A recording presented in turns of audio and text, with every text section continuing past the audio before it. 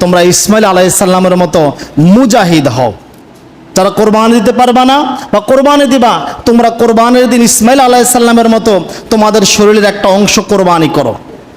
আর এই অংশ কোরবানির মাধ্যমে তোমরা সেই তোমাদের ভিতরে কোনো নিফাকি নেই, তোমরা মুজাহিদ ইসমাইল আলাইহিস সালামের মতো আত্মত্যাগ করার জন্য প্রস্তুত আছো, সেটাই প্রমাণ হয়ে যাবে।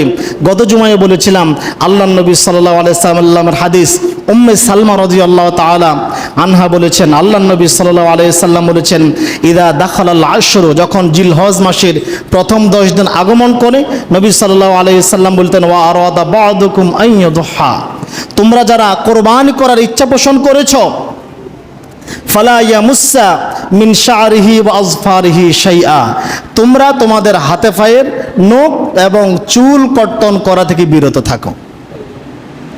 কোরবানি করে একসাথে হাতে পায়ের চুল, হাতে পায়ের নখ, চুল, গোঁফ, শরীরের অবাঞ্ছিত পশম কর্তন করো, তাহলে তোমরাও ইসমাইল আলাইহিস সালামের মতো শরীরের একটা অংশ কোরবানি করলে।